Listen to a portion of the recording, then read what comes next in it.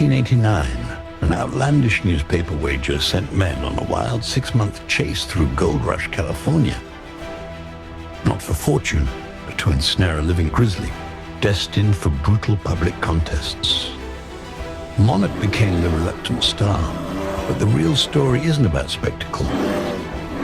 It's about how this bear's unrelenting perseverance changed what people believed about dominance, cruelty, and civilization itself.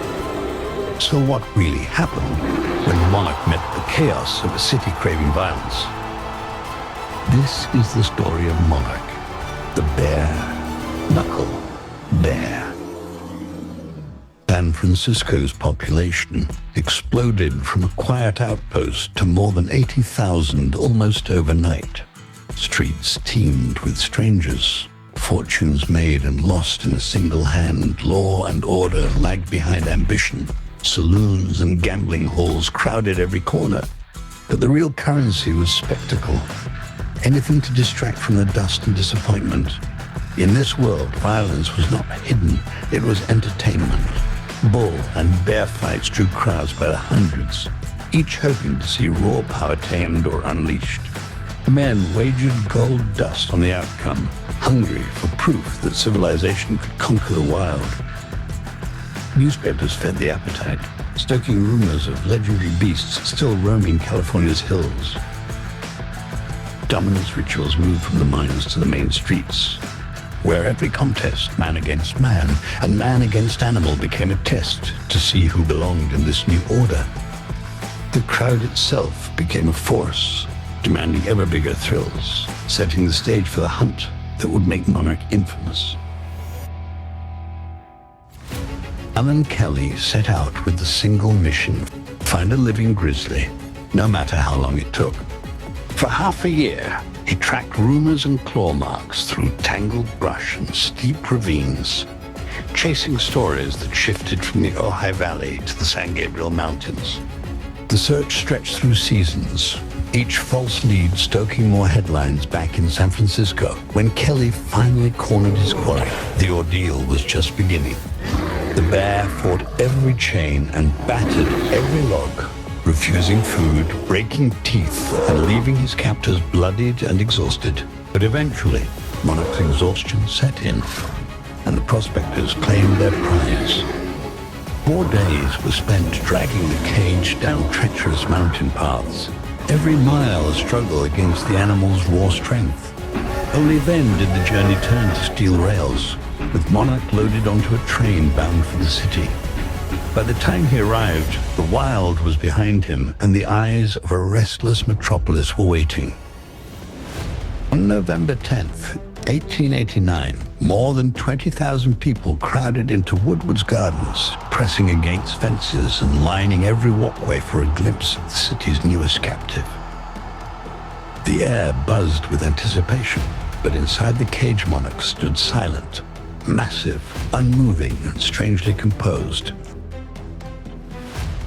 Newspapers had promised a wild beast, but what greeted the crowd was something different, a bear that refused to play the part.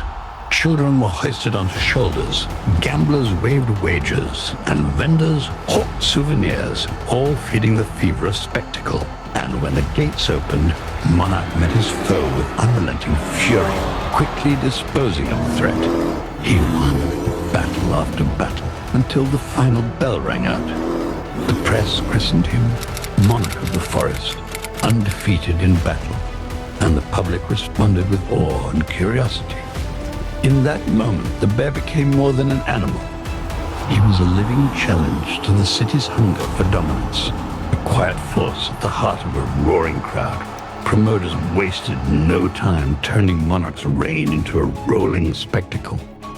Each week brought new headlines, each headline a fresh exaggeration. Some accounts claimed he faced down a group of Spanish fighting bulls. Others swore by a pack of dogs. Yet the record is murky, and the details shifted with every retelling. What is clear is that Monarch became the centerpiece for a parade of challenges, his calm in the face of chaos drawing more attention than any display of rage. Over time, the spectacle shifted from what Monarch might do to how he refused to play along. An expert in animal behavior later reviewed the old reports, noted signs of stress, pacing, withdrawal, a refusal to eat, evidence of an animal under siege, and not a willing participant. The myth grew louder than the facts, but the facts themselves were hard to ignore. Monarch wasn't just a bear, he was the last wild grizzly in California. After time, promoters grew anxious, yearning to feed their city's lust for blood. So they organized the toughest contest yet for their undefeated champion, with bulls, mastiffs, wildcats, and even baboons rumored to be in lineup. Monarch, tired and weary from his days of battle, was set up to lose. The day of the tournament, wild eyes stared upon the field of glory and ruin. A living legend standing with calm resolve, ready to protect his life until the very end. Each match grew with intensity. First a bull, a familiar foe. Next a pack of wild dogs. Then wild baboons. Monarch took his blows, but ended each bout with resounding victory. Finally, it came to the last match. None other than Horde of California mountain lions. Monarch was bloodied, bruised, and barely able to stand on his hind legs. Onlookers believed this was the end of the mighty animal, a coup no creature could overcome. The bell rang and the battle raged like thunder, claws unsheathed, teeth tearing through fur and flesh. One cat went down, then another. Monarch's time was running out, with the last cats making their final charge. But Monarch roared and delivered his mightiest blows, yet with one last exclamation mark on his legacy. He had won. And more importantly, he had survived. Historians searching for proof of Monarch's final showdown find only silence in the archives. No ticket stubs, no eyewitness accounts, no official records confirm the epic battles that posters once promised. Instead, archivists point to a tangle of rumors and conflicting reports. The legend outgrew the facts, leaving a gap that experts now fill with questions, not answers. Monarch endures as California's emblem, not for dominance, but resilience. Today, wild grizzlies are gone from the state. What we mythologize reveals what we choose to remember and what we choose to forget. The legend of the undefeated monarch persists, a symbol of undying perseverance, who refused to quit even in the face of incredible adversity. Fact or fiction, that's something we can all believe in.